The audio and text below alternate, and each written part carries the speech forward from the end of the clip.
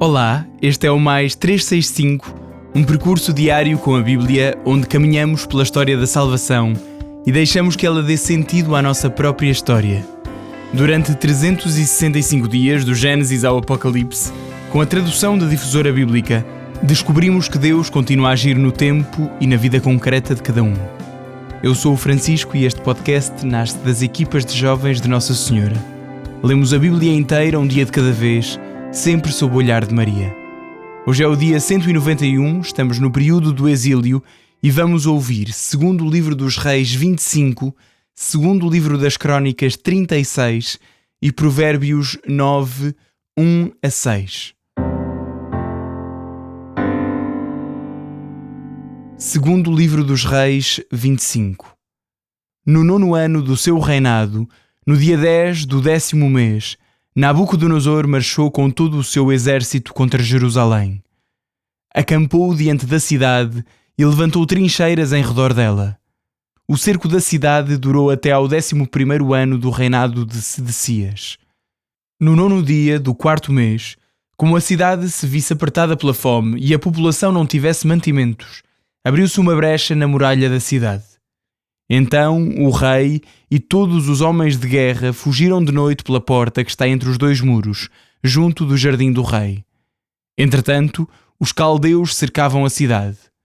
Os fugitivos tomaram o caminho da planície do Jordão, mas o exército dos caldeus perseguiu o rei e alcançou-o na planície de Jericó. Então as tropas que o acompanhavam abandonaram-no e dispersaram-se. O rei Sedecias foi preso e conduzido a Riblá diante do rei da Babilónia, que pronunciou a sentença contra ele. Degolou os filhos na presença de Sedecias, furou-lhes os olhos e levou-o para a Babilónia, ligado com 2 cadeias de bronze. No 7º dia do 5º mês, no 19º ano do reinado de Nabucodonosor, rei da Babilónia, Nebuzaradã, chefe da guarda e servo do rei da Babilónia, entrou em Jerusalém. Incendiou o templo do Senhor, o palácio real e todas as casas da cidade, começando pelas casas dos mais importantes de Jerusalém. E as tropas que acompanhavam o chefe da guarda destruíram o muro que cercava Jerusalém. Nebuzaradã, chefe da guarda, levou cativos para a Babilónia os que restavam da população da cidade, os que já se tinham rendido ao rei da Babilónia e o resto da população. O chefe da guarda só deixou ali alguns pobres para cultivarem as vinhas e os campos. Os caldeus quebraram as colunas de bronze do templo do Senhor, os pedestais e o mar de bronze que estava no templo, e levaram todo o bronze para a Babilónia. Tomaram também os cinzeiros, as pás, as facas, os vasos e todos os objetos de bronze ao serviço do culto. O chefe da guarda levou também os turíbulos e os vasos, tudo o que era de ouro e tudo o que era de prata. As 2 colunas, o mar e os pedestais que Salomão mandara fazer para o templo do Senhor e todos os objetos de bronze tinham um peso incalculável. Uma das colunas tinha 18 côvados de altura e sobre ela assentava um capitel de bronze de 3 côvados. Em volta do capitel da coluna havia uma rede e romãs, tudo de bronze.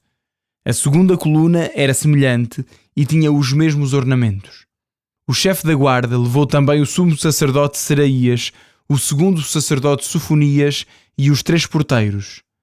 Apanhou na cidade um eunuco encarregado de comentar os homens de guerra, 5 homens dos conselheiros do rei que encontrara na cidade, e o escriba, capitão do exército, encarregado do recrutamento no país, assim como 60 homens do povo que foram encontrados na cidade.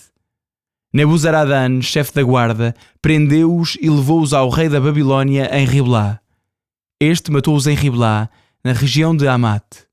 Assim, Judá foi levado cativo para longe da sua terra.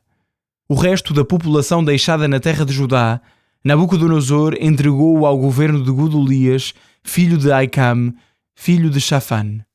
Quando os chefes das tropas e os seus homens souberam que o rei da Babilónia nomeara Godolias governador, foram ter com ele em Mispá.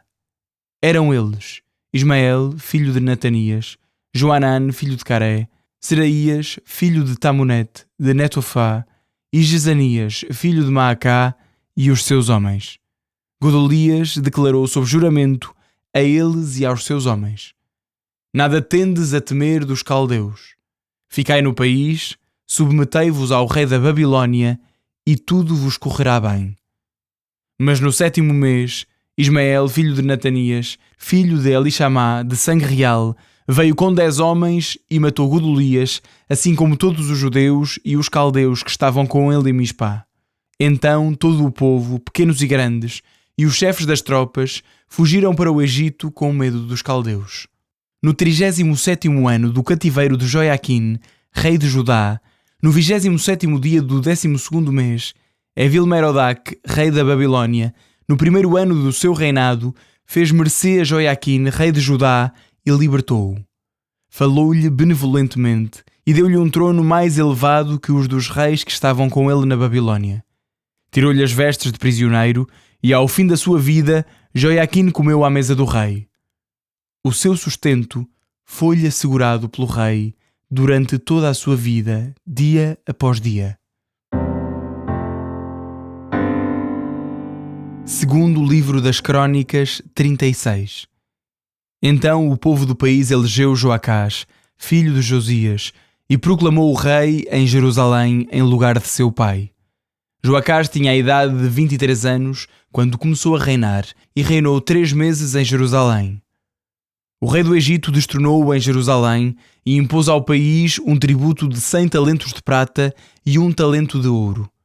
Em seu lugar, Necaô pôs no trono de Judá e Jerusalém Eliaquim, seu irmão, a quem mudou o nome para Joaquim, e levou consigo para o Egito o seu irmão Joacás.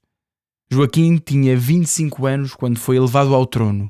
Reinou 11 anos em Jerusalém, praticou o mal aos olhos do Senhor seu Deus. Nabucodonosor, rei da Babilónia, atacou-o, prendeu-o com cadeias de bronze e levou-o para a Babilónia.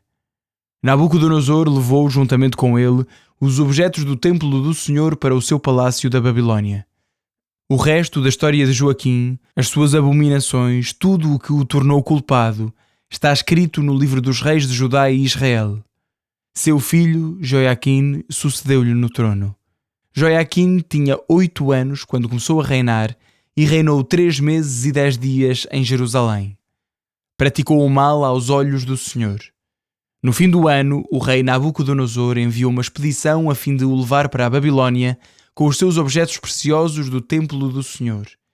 E proclamou o rei de Judá e de Jerusalém, Sedecias, seu parente.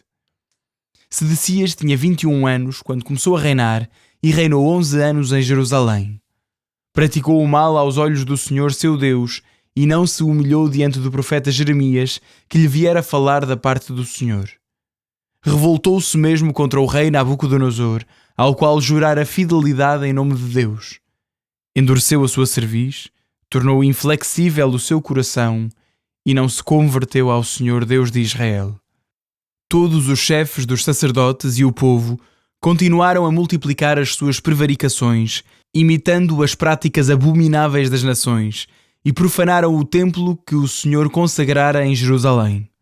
O Senhor, Deus de seus pais, enviou-lhes constantemente advertências por meio de mensageiros para os admoestar, pois queria perdoar ao seu povo e à sua própria casa. Eles, porém, escarneceram dos seus conselhos e riram-se dos seus profetas, até que a ira do Senhor caiu sem remédio sobre o seu povo.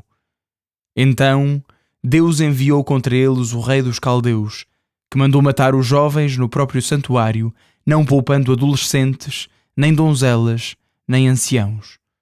O Senhor entregou tudo nas suas mãos. Nabucodonosor tirou todo o mobiliário do templo do Senhor, os objetos grandes e pequenos, os tesouros do templo do Senhor, do palácio real e dos chefes, e levou-os para a Babilónia. Incendiaram o templo de Deus, destruíram as muralhas de Jerusalém, queimaram os seus palácios e todos os tesouros foram destruídos. Nabucodonosor levou cativos para a Babilónia todos os que escaparam à espada e teve-os ali como escravos dele e de seus filhos até ao começo da dominação persa. Assim se cumpriu a profecia que o Senhor pronunciara pela boca de Jeremias, até que o país desfrute dos seus anos sabáticos, pois o país ficou inculto durante todo este período de desolação, até se completarem os 70 anos. no primeiro ano do reinado de Ciro, rei da Pérsia, para que se cumprisse a promessa do Senhor pronunciada pela boca de Jeremias, o Senhor agiu sobre o espírito de Ciro, rei da Pérsia, que mandou publicar em todo o seu reino, de viva voz e por escrito, a seguinte proclamação: Assim fala Ciro, rei da Pérsia. O Senhor, Deus do céu, deu-me todos os reinos da terra e encarregou-me de lhe construir um templo em Jerusalém, cidade de Judá. Quem de vós pertence ao seu povo? Que o Senhor, seu Deus, esteja com ele e se ponha a caminho.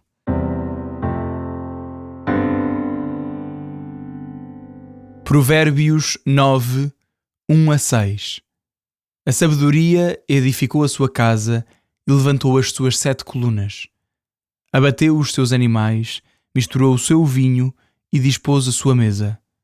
Enviou as suas servas para que anunciassem nos pontos mais elevados da cidade: Quem for simples, venha a mim. Aos insensatos mandou dizer: Vinde, comei do meu pão e bebei do vinho que preparei. Deixai a insensatez e vivereis. Andai pelos caminhos da inteligência.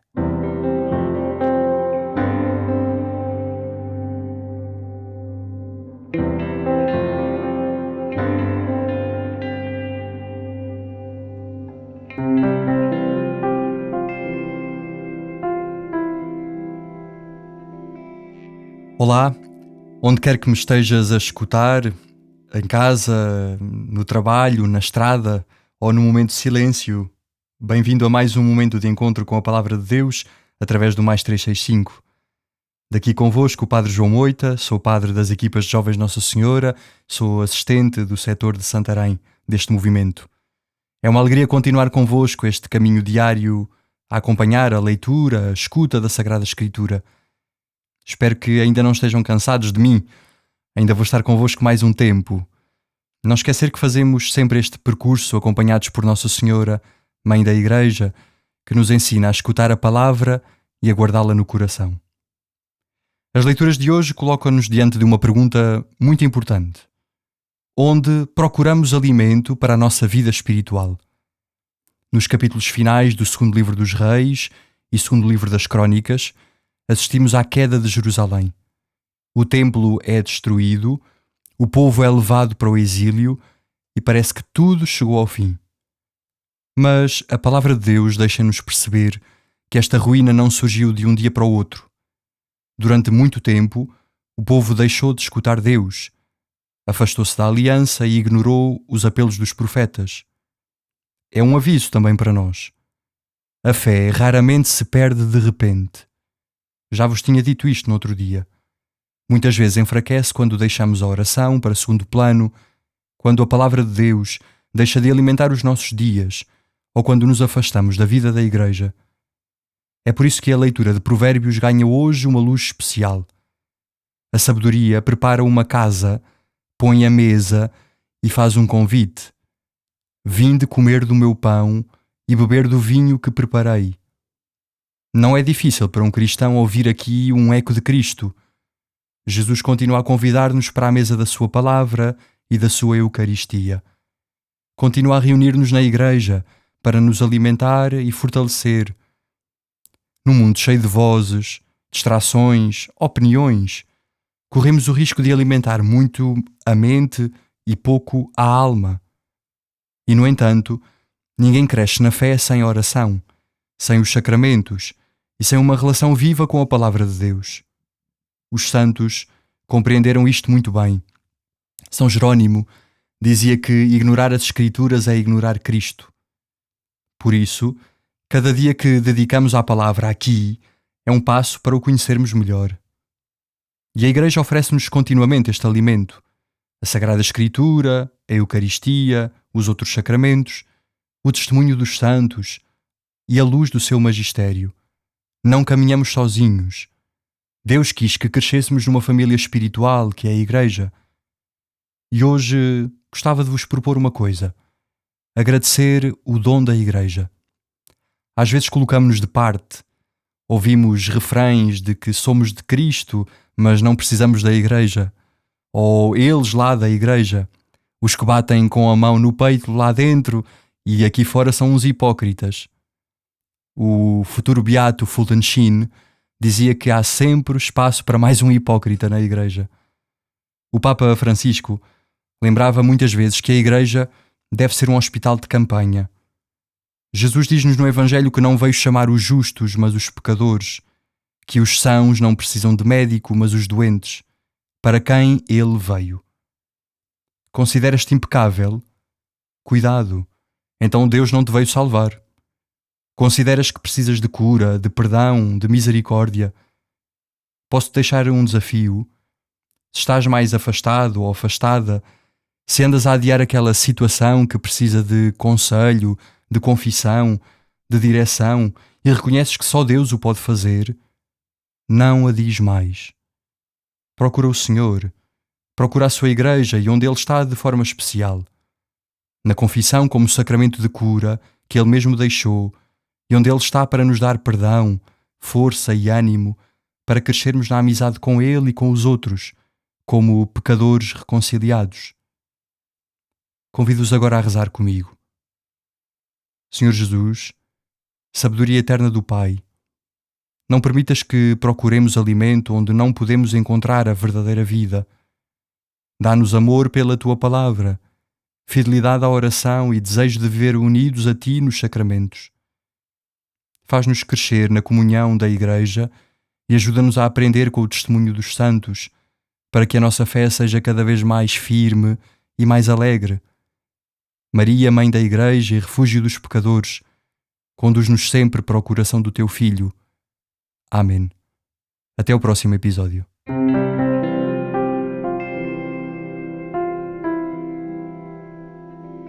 A minha alma glorifica o Senhor e o meu espírito se alegra em Deus, meu Salvador. Porque pôs os olhos na humildade da sua serva, de hoje em diante me chamarão bem-aventurada todas as gerações. O Todo-Poderoso fez em mim maravilhas, santo é o seu nome. A sua misericórdia se estende de geração em geração sobre aqueles que o temem.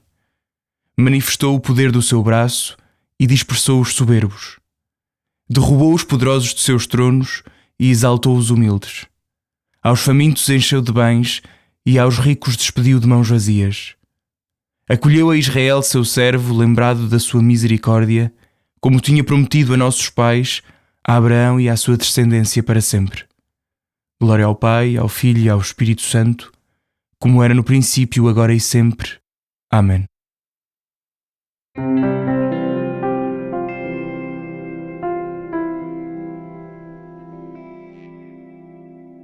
Final do dia 191, mais um dia a andar pelos caminhos da inteligência.